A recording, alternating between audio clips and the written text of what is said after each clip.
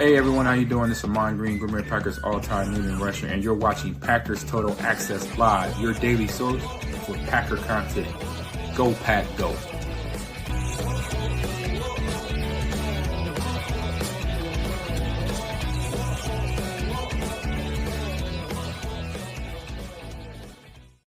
What's up, guys? Welcome into Packers Total Access. My name is Clayton. You can check us out on packernet.com. Find me on Twitter at Packers_access. Join alongside Tim in Green Bay. We got Emilio in Tennessee.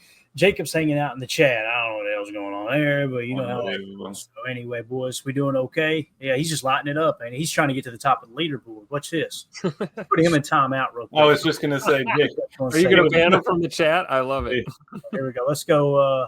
Let's put him in timeout for just a second. All right, there we go. That'll keep the leaderboard under control, guys. I know what he's up to in there. So sit your butt outside. How's everybody doing tonight? Doing good, man. Yeah, absolutely. Beautiful day. Truck said 90, Clay. The weather said 87, so we didn't hit that 90 yet, but nice. Glad to be here. We hit 83. I was out there in the pool like a beached whale after work. It was nice. You know what I mean? Doing the thing. So it was nice. It was very nice. Got a few topics. Emilio, I know you got to cut out early. Tim, we'll see how long we go tonight, man. We might get a 2-seg in. We'll see. Okay. But anything you guys want to hit on before somebody say baby oil? Holmes, what the hell's wrong with you people? Anybody got anything they want to hit on before we jump into the topics here? I know Emilio, you probably been handling the most immature person in the chat is the medical doctor. He literally is a medical doctor. Is he really a doctor? That's what I need to know, because I believed him early on. Now I'm starting to. He might have got me. Right. I don't know. Anyway, he might have just been trying to add something at the end of his name, and he just said, "Screw it, I'm going to hit an MD there and just call it a day." I love how we're leaving Jacob's comment up on the screen, even though he's in timeout right now. Y'all got anything you want to hit on, Emilio? Did you hear anything interesting throughout the day, podcast wise? It's pretty dead out there right now. Yeah, it is, and we're closing in on that dead time. There's like one point I think I'll hit when we get into some of the stuff we're hitting, but besides that, nothing crazy. Got it. This is and just a tip for everybody out there. If you find yourself wanting more, just a tip though. That's funny. You find yourself wanting more podcasts or more football, stuff to listen to this time of year. Typically, when we get past the mandatory mini camp and you got kind of that long space before training camp, I dive into audiobooks.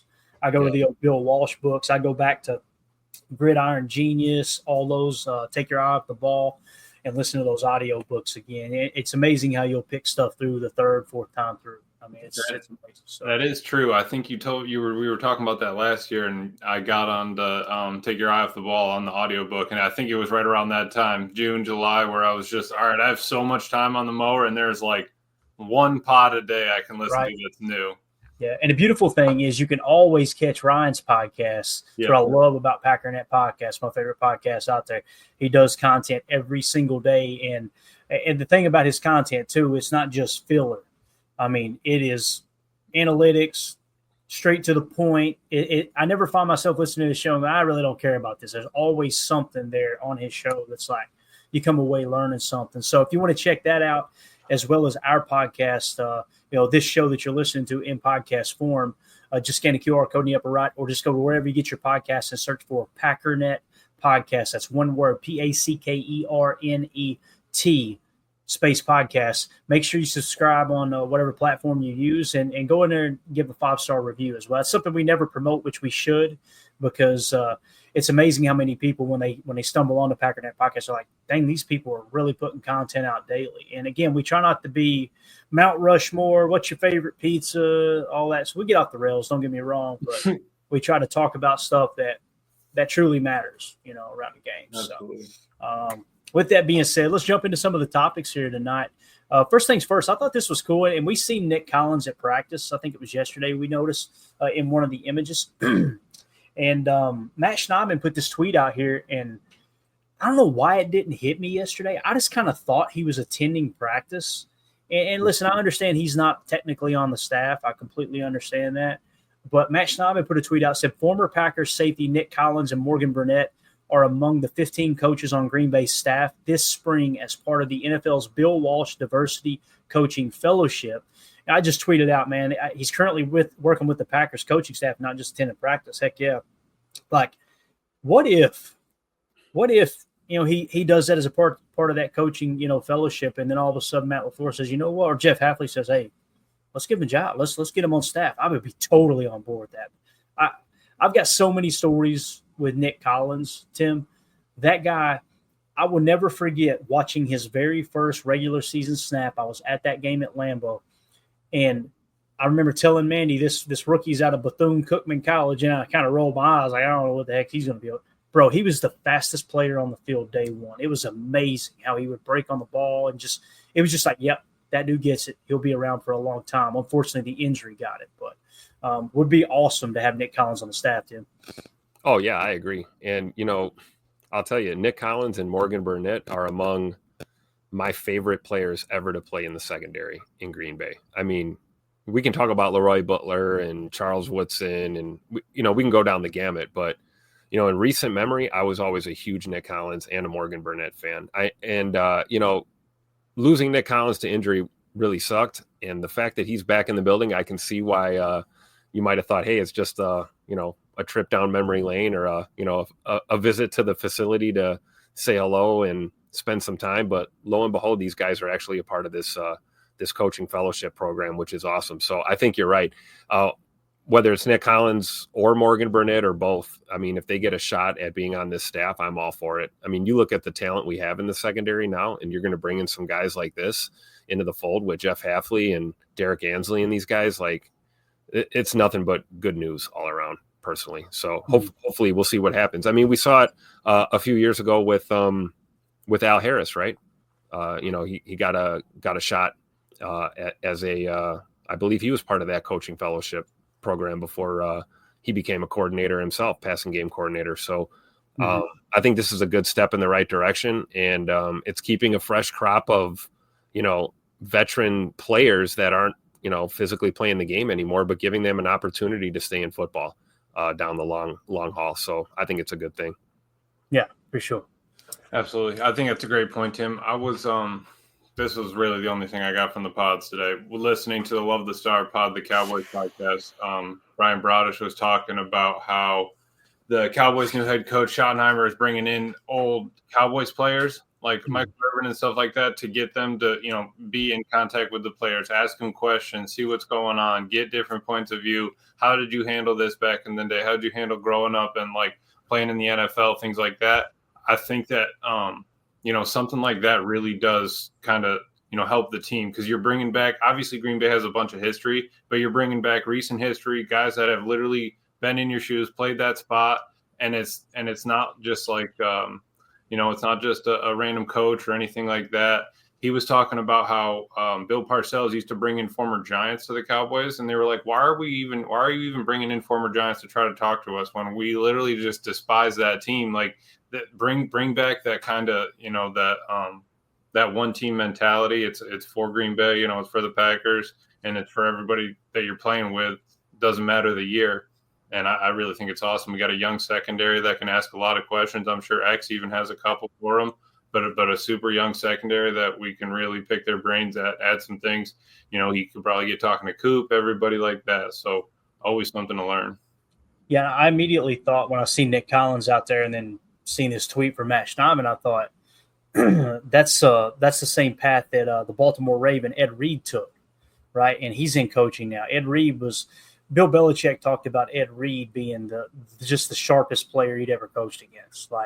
And then I think there was an NFL Films documentary that it was called Bill Belichick, A Football Life, 2-part series, where they followed him throughout an entire season. And seeing Tom Brady game plan against Ed Reed and the respect they have for him, like Nick Collins had that same type of trajectory.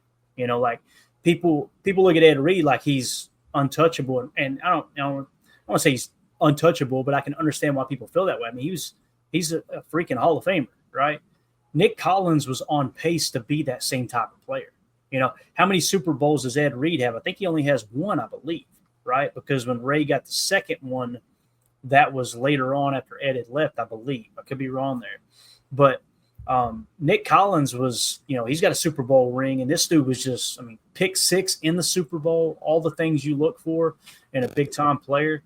That guy's he's a real deal. So when I seen that, I thought Ed Reed, this might make a lot of sense, man. And no better way to get back into the game, obviously, with the career getting cut short like that, than to get into coaching and helping the younger players. Because, like Coach Lynn said in the chat, that dude knows how to play safety. There ain't no two ways about that, for sure. And the other thing, too, somebody said something in here just now. It was about the injury. I can't find it now. The chat's on fire. Appreciate everybody hanging out with us. There we go. Professor Cakes. Nick Collins' injury literally hurts my soul. Yep. It's why when players hold out, like, I try not to hold a grudge. Like, it's like, man, you got to understand. And, Wildy has told this story, Jason Wildy, that Nick Collins thanked him for kind of going to bat for him in the media that year, because he kept trying to say, hey, listen, this guy, you never know what's going to happen. Lo and behold, he holds out, gets a contract, gets that payday, and then the next year his career ends with an injury. And he would have been out all of that, that money. So yep. That's why I try to kind of hold judgment on that stuff. Listen, I want every player under contract to get out there. Don't get me wrong. But at the same time, and you got to try to understand both sides of the equation. Again, if we as fans are going to get mad when the player holds out, then we better get mad at the team for cutting them when they got years left on their contract, because it goes both ways. It really does. So I think that's fair, 100% fair. I remember that game when he got hurt. One of those freak things. It wasn't a dirty play. It was just him trying to go in there and make a play, and just your heart stops. You literally you just stop and you look, and it's scary. It's terrifying, and you feel for these players, because you're right, Clay. Like, what will we be talking about if he never signed that deal? Like, it's tough, and it has to go both ways. You can be a fan and defend the team. We're fans of the team first, player second, right? Players come and go, the team stays. Okay, I get it, but respect is a two-way street, right? And everything else in life goes both ways, right? So if you're going to call it one-sided, you got to apply it both ways. So I'm with you on that one, Clay. I don't know, Tim. It's 2025, man. There's only one way to skin a cat in 2025. You know what I mean? PETA might be all over me for that comment. I was just joking. It was just a joke. Calm down. But no, it does seem like in today's society, it's like, if you don't believe the way I believe, you're a moron, and I'm removing you from my life, rather than us sitting down and going, we can agree to disagree. No big deal, So Holmes MD1 says Butler hit as well. I wasn't a Packer fan when Leroy Butler's career came to an end. I don't believe. I'm not sure how long he played. I don't remember him being on the Packers when I became a Packer fan back in 2003, I think it was, 2002. Did he have a career-ending injury too, Tim? Do you remember? Do you guys know? I know Emilio don't know the answer to that, because he was – I don't know if it was career-ending injury or injuries led him to just retire, hang it up. I can't confirm that. So gotcha, got it. But yeah, nonetheless, there, man. Boy, Holmes just brung up Sharper. I don't want to get too deep into the weeds here. He said, sadly, Sharper and Robinson were good as well. Safety room resembled a jail cell. LOL. He said, Leroy Butler, no, he didn't have an injury. I meant he lit guys up. Okay, gotcha. So the whole 2001, Clayton. Leroy retired in 2001. Sense, right? Yeah. I remember him in the 90s. Like, I remember being like, this dude's a dog. Like, he was unbelievable playing down in the box. They flex him to the nickel every now and then as well. Like, he would do all kinds of stuff. But back to that Darren Sharper comment. I watched a documentary the other day. I knew he got put in jail, and it was kind of a weird situation. It was just almost like he got tried real quick and he was gone. I never really looked into it. I looked into it the other day and watched a documentary. Man, that got dark quick. Holy cow. That was tough. That was a tough watch. Because I remember him being just a dominant player, both for the Packers and the Saints, and not that football should ever be more important than the stuff that's involved in that whole trial and process. But that blew me away. I was like, maybe that's why I don't hear about it. I'm not going to give details on here. It's not this kind of show. I'm not here to drag people through the mud or anything like that. But it was just like, whoo, that one took me off guard. Best thing about Darren Sharper. Yeah, Clay, the best thing about that was that video that dude made. The one that made the Greg Jennings Right. with the broken leg. Darren Sharper, one of the hardest hitting safeties in the league. Like that was the peak. Yeah. I think it's a great example though, Clay. Like you said, you can be a great player, but if you're not a great person, it's going to show. It's going to shine through. And it's sad. We look for both, right? We like great people and great players in Green Bay. We talk about what the Packer mold is, right? And character and things like that. Not to say that good people don't do bad things or make mistakes, but yeah, I mean, we don't have to go into details. It's public knowledge. You guys can Google it. You know what's going on with him. But I don't think, that being said, yeah, one of the hardest hitting safeties we've had, obviously, but certainly gets dark pretty quick when you start Googling Mr. Sharper, right? Yeah, that documentary was put together really well.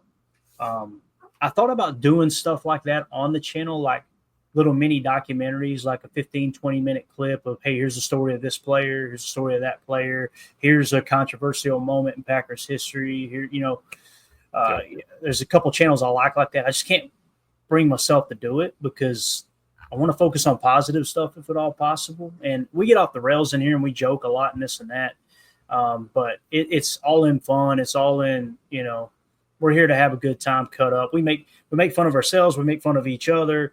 I don't want it to turn into a channel where it's like, oh, here's the depressing topic. Let me spend 20 minutes of my life. Because I got done with that documentary and I was like, man, I just want to go to sleep. Like, I don't want to deal with anything. It was that bad. I felt really, really bad the rest of the day. Yeah. You'd like to think that kind of stuff doesn't happen. Goodness, I guess it does. So anything else on Nick Collins? I will wrap it up this way. Nick Collins is a real deal. Top-notch dude, hard worker, overachiever, team player, got a Super Bowl ring, everything you're looking for in a coach. So I got really excited just to think there's this much of a chance that the coaching staff says, hey, why don't we just go ahead and hire him? That would be absolutely awesome. So anything else on that, fellas? We're good. I think we're good. All right, good deal. Let's move it along then and get over to the Patreon group. Appreciate everybody in there asking questions. It's so cool that it's, June the 4th? And we got people in our Patreon group in there still firing questions at the chat and at the show and kind of keeping you guys involved. And these are great topics too. If you want to join our Patreon community, just go to patreon.com/Packer Fan Total Access. You'll see questions for the show. It's how you get your questions here on the show. It works just like a super chat on YouTube. You can go that route too if you don't want to sign up on Patreon. But just a way that you can support the channel and get your voice heard as well. Paul Smith in the Patreon group said, based on playoff history since 1970-71 season, there is a 46% turnover of playoff teams. Last year, that percentage was 29% with only 4 teams turning over. So I'm thinking across the entire NFL, more recently, there were only 4 teams that made the playoffs that dropped out of the playoffs. Is that how you guys are reading that stat there as well? Is that how we're on the same page, right? I think so. He said that's the 5th time under 30% in that same time period. If this reverts back to 46%, then there will be 6 new teams in the playoffs this season. Which teams do you see fall out of the playoffs from last year, and what teams will replace them? It is hard for me to find more than 2 or 3 teams, but history tells me something different will happen. Why don't we meet in the middle there? Okay. If we said it would be a 4-team turnover, but it's normally 6 teams, let's go with the 4. 4 will be okay. If you guys want to hit 6, that's fine too. What I did was I attached here a couple of images, and just for quick reference, here is how the NFC resulted last year. Okay, so obviously playoffs. Don't talk about. Starting with the 1 seed, you got the Detroit Lions, 2 Philadelphia Eagles, 3 Tampa Bay Buccaneers, 4 LA Rams, 5 Minnesota Vikings. I already got one of my teams. 6 Washington Commanders, 7 Green Bay Packers. Okay, so those are the 7 teams that made it in the NFC. Since the Packers are in the NFC, and then we'll jump over to the AFC in a minute. Let's start here. If you had to pick, let's say, if we're going to go with between 4 and 6 teams, let's say 3 teams from each conference. Okay, let's do it that way. All right, Emilio, I'll start with you. If you had to pick 3 teams out of these top 7 that are not going to make the playoffs this year, based off the limited knowledge we have of those teams, obviously we cover the Packers mostly here. Who do you think they'd be? And if you can only come up with one, name that one. What's the top one that comes to mind? Three of the ones that have already made it do not make it next year. I would say Minnesota and LA Rams would be my two off the bat. But if I'm going for three, I might as well throw Tampa in there, because I really think that, you know, with that Rams division is going to be kind of tough there, and if Tampa doesn't come out and ball, I think that division's a little open too. Yeah. Tim, do you want to go now, or would you like me to go? He's off screen. Don't worry about Tim if you're busy, man. No, we're all good. Boring answer. I agree with Emilio. I think maybe the shot in the dark, you know, honorable mention, possibly Detroit. Scumbags. I hate them. Can't stand them. They've got no bias whatsoever. New OC and new DC, right? There's no guarantees in this league, right? So I would probably pick them. But I think Emilio's right. I would go Vikings, Rams, Tampa, and then if I had to pick a fourth, possibly Detroit. Probably doesn't make it. I think Washington is surging, man. I really do. I think the Commanders, you know, they might be the, you know, 5, 6, or 7 seed again this year in the playoffs. Yeah, for me, the first team that came to mind was definitely the Minnesota Vikings. And the main thing for me there is the quarterback position, right? You got a first-year starter. The amount of folks that think they're just going to be just as good as they were last year, and I'm not talking about Viking fans, I'm talking about national media guys. I'm like, so quarterback is, I mean, y'all are that sold on JJ McCarthy? Like that's mind-boggling to me. Now the LA Rams, you look at the record and you think either them or Tampa, but I don't know, man. I'm kind of high on Tampa. I think they're an ascending team. I don't look at that team and go, man, they're really old. They're liable to hit the wall. It kind of feels like Baker Mayfield hit his stride last year, and they'll probably continue that. But the LA Rams, I think they still got Stafford. They added Devontae Adams, right? They already have Puka Nacua. Secondary is rough, though, Clay. Their secondary is what you said? Second, and if Jalen Ramsey goes, I mean, gotcha. They're going to be in rough. That was my only kind of pushback on it, where like, because I could see Seattle maybe taking a step or something, you know, or that's what it comes down to. We're basically talking about the NFC West, aren't we? That's right. Yeah. Right? So who would be most likely to win the NFC West, the LA Rams or the Seattle Seahawks? Right. Possibly the Cardinals, maybe. You know, well, the Niners could bounce back too. You know, so, I hope it doesn't happen. I hope they sink on out of sight, but you know how that goes, man. And I've been very vocal about Brock Purdy. I think Brock Purdy's a damn good quarterback. And I know most Packer fans disagree with me. That's totally cool. But if you start right there at the most important position at quarterback, who has the best quarterback in the NFC West teams, right? So let's start it off with, like we said, the LA Rams, Matt Stafford, who's won a Super Bowl, right? Mm-hmm. Still playing at a pretty good level, right? The next one will be the Seattle Seahawks, their quarterback, Sam Darnold, okay? So you got Matt Stafford, Sam Darnold, you've got Kyler Murray, and then you've got Brock Purdy. If I were to rank the quarterbacks I just listed off, it would probably be Matt Stafford, Brock Purdy, or Brock Purdy, then Matt Stafford, right? They're the top two. So I would probably have to go with either the LA Rams or the San Francisco 49ers winning that division.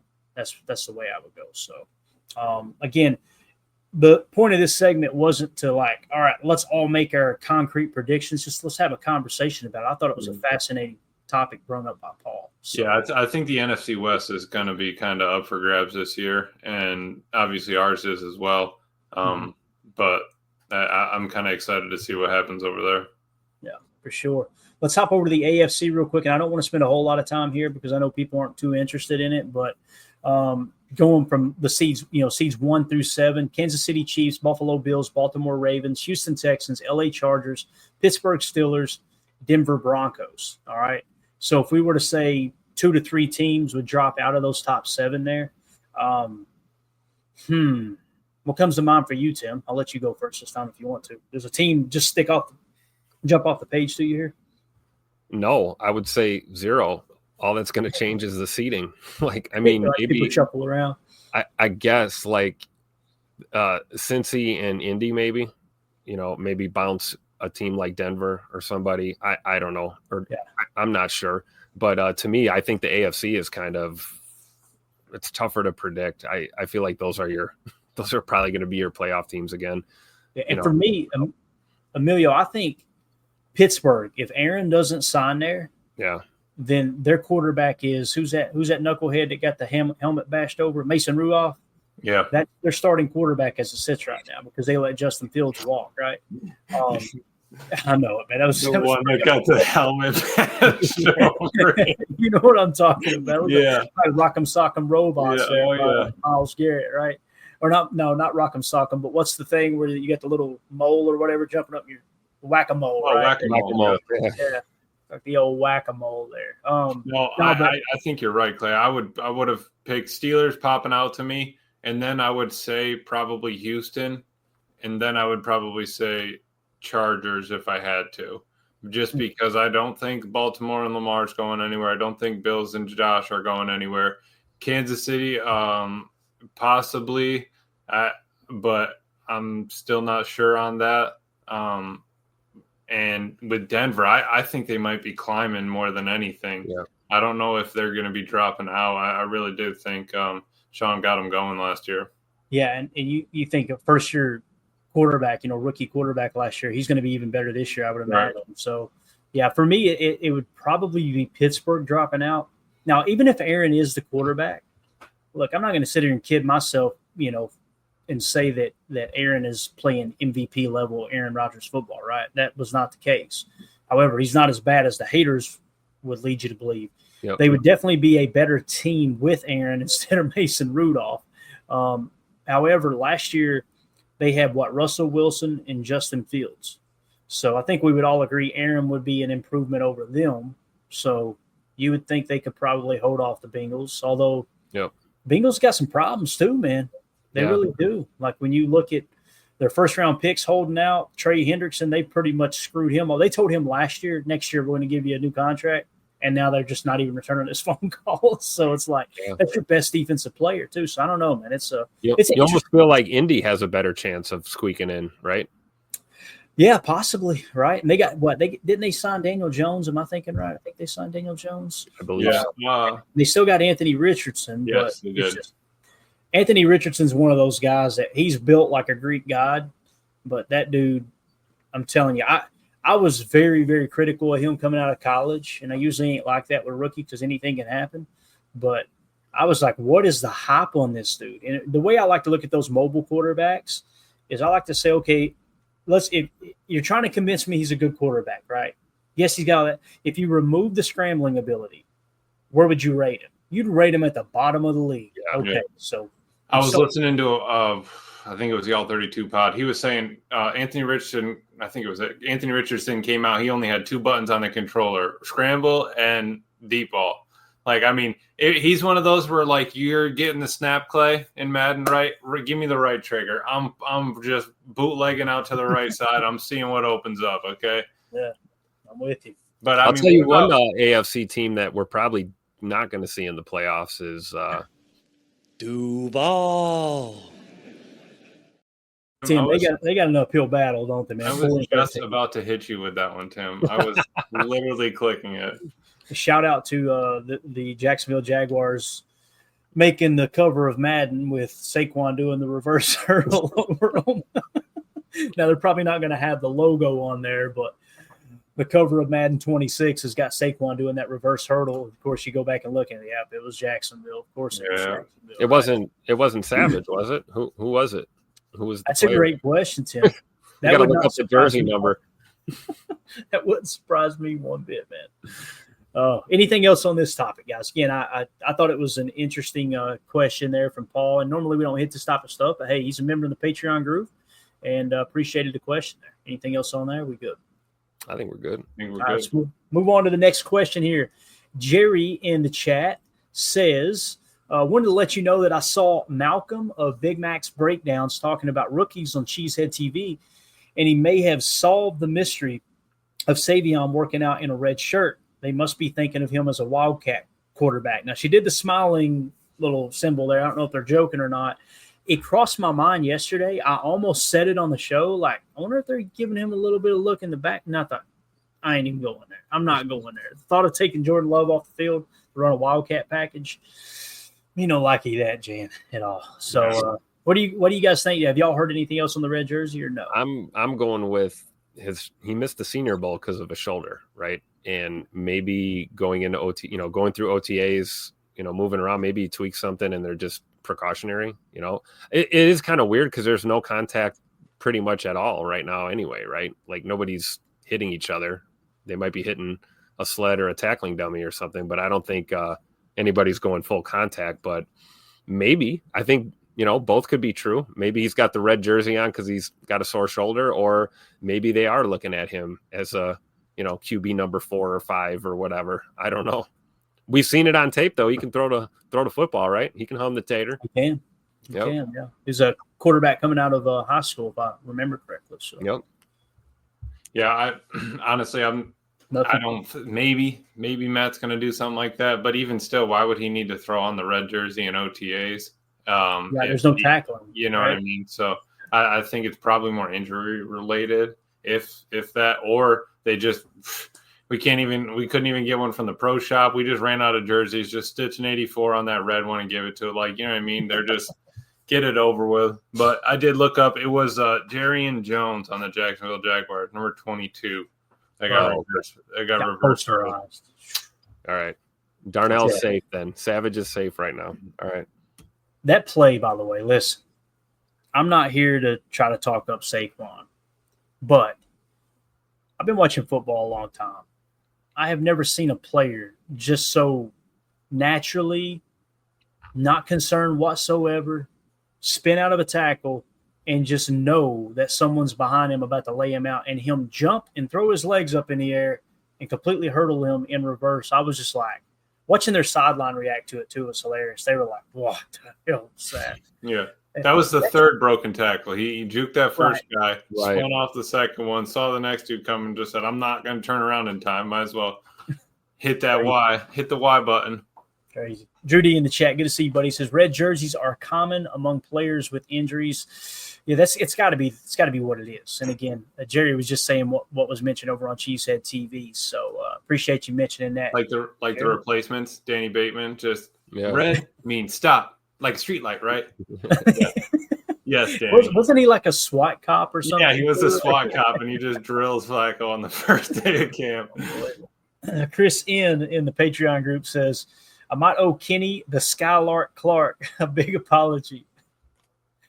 Is he talking? What is the Skylark, man? We talking about the big car, the big boat? The old Buick Skylark? Is that what that's got to be what he's meaning, right? Yeah. That's funny. We got the Skylark, and we've also got Escalade, right? So we're good. We're getting that's a car battle down. I mean, that's a good one down in the trenches. Yeah, man. General Motors, baby. Let's go. Sponsor the show. Chris said, I might owe Kenny Clark a big apology. Me and other Packer fans with the thinking emoji. We'll see. I hope so.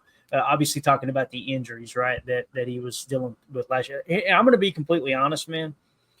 Yes, the injuries affected it. I think it does answer that question of why they had him playing so much touch spy. But at the same time, I'm not going to sit here, not that Chris is, but I'm not going to pretend that Kenny has been dominant the last 3 or 4 seasons. It's just not happened, right? Not since Mike Pettin left. So that's where I'm kind of still in that camp of you got to show me type thing. Not that he cares what I think, but I'm just saying, like, if he goes out and balls out this year, grades out in the upper 70s in PFF and ends up, 5-6 sacks and, a 10% plus pressure percentage, yeah, I'm back on board. But one thing about Kenny, though, man, he's a leader. And I'm always going to say that no matter how bad he's playing on the field. Mm-hmm. That dude is a leader. And the fact that he's got those youngins together, watching tape and creating that camaraderie there in terms of the defensive line room and all that, man, it's something that's very valuable to a football team. There's no two ways about it. So he also said, did we get any answers on our missing 7th round offensive lineman? Anything on him, guys? John Williams, right? The most common name in professional football, John Williams. No, he must have got scared. He heard Travis was his competition, just not heading out there for that. You're hearing this too? No, I haven't heard anything though. He walked out there on the practice field that first day and seen Travis Glover and was like, "Nope, I'm out of here, done." Tim, you heard anything? John Williams? No, and I'm missing. We just mean from OTAs, right? We're not trying to verify his physical well-being. No, he's not on a milk carton to the best. Right. Okay. All right. Not Just wanted to make sure, if dude's missing, maybe we should, go look for him or something. But no, I haven't heard anything new. No. There might be a new season of Unsolved Mysteries out, so we'll watch and see if that's part of it, right? Maybe John Williams is missing out there. So anyway, no information there, Chris. Appreciate everybody with the questions for the show. You guys and gals are awesome. Anything you guys want to hit on before we jump into the next topic? Emilio, how long do we got you for, man? Might be a little bit longer, so we can keep hammering it. All right.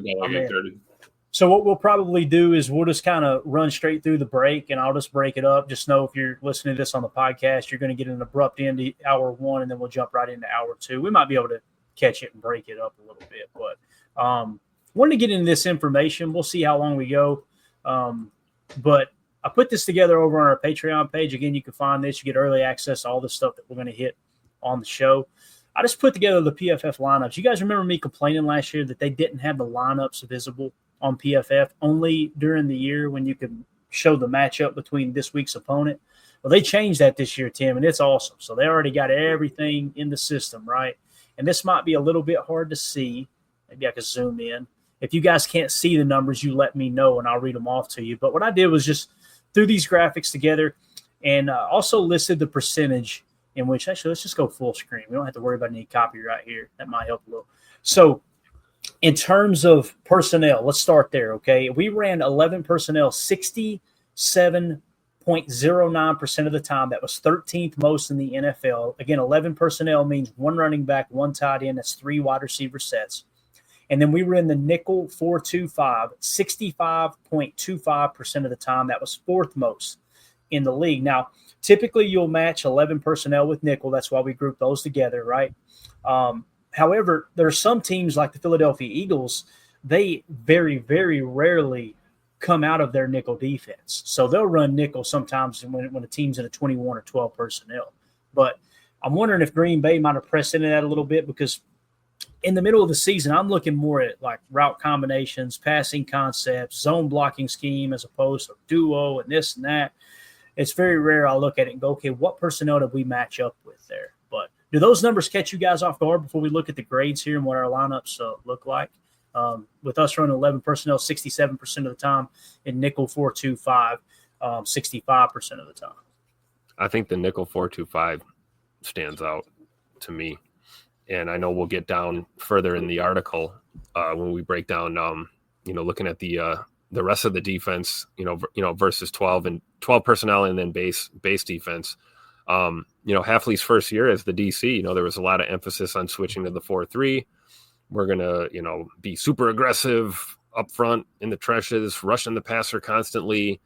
And lo and behold, we fall off into nickel 4th most in the league. So I think that one probably stands out the most to me. Emilio, this is what we talk about all the time. Like when it comes to defense, it's easy to go, we need a third linebacker. We need another linebacker. The reality is the large majority of the time they're on the bench, I live in nickel. Absolutely. I mean, you want 4 defensive linemen that can actually rush and get home. If you go to, 3 defensive linemen and 6-7 DBs, then you're kind of messing around with it. One thing I did note, Daryl, thank you for pointing that out. We are here. Both of these numbers, Clayton, are above 65%. 65%. That's what You're an amazing person. You know that, don't you? That's so true. Mark, what a guy. But yeah, I think that's a great point, Tim. And you really do live in that all the time. The only other things you're going into are, dime, your base 4-3, and then goal line. It's not like you're getting a bunch of crazy looks. Maybe Hafley throws some of those in this year, but it's different than, maybe a new formation on offense if you haven't practiced it and repped it and know the rules and all that stuff. So, right. Yep.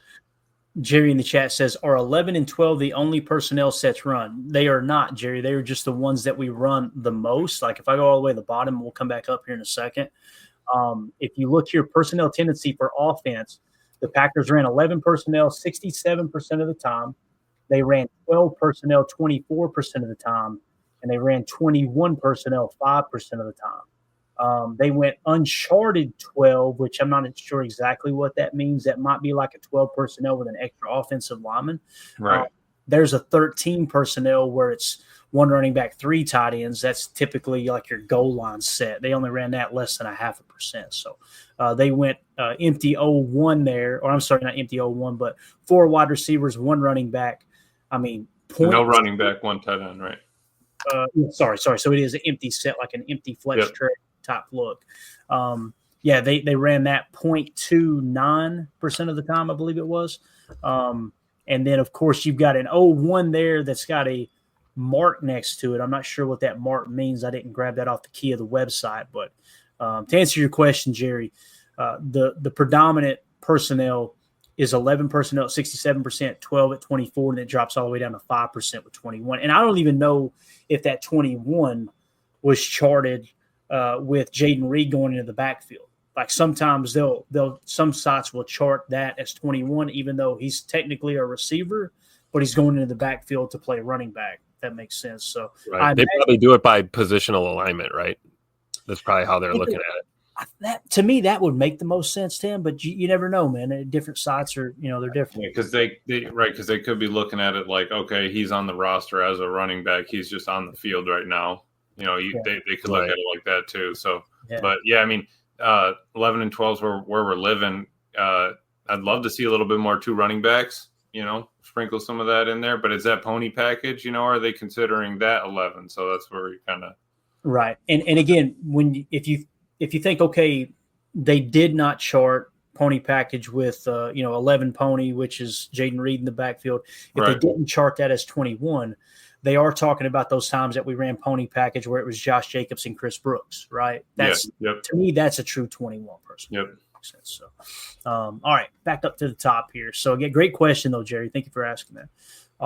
There's your personnel ratings. Now let's look at the player ratings here. Okay, so this is on the bottom, you've got our 11 personnel, and then at the top, you've got our nickel 4-2-5. Now, listen, this doesn't mean this is exactly what the lineup's going to look like. Obviously, they got Jair starting here, and we don't even know if he's going to be on the team. We should find that out next week for mandatory minicamp. I think a decision we'll know by then, I believe, whether they're going to be able to work that deal out or not, I would imagine. But here's how they've got the nickel set up for us, okay? So they've got it listed as outside linebackers at defensive end. Keep in mind that should be defensive ends on the outside now that we're in a 4-3. I don't know who's running PFF, but, boy, they're struggling over there.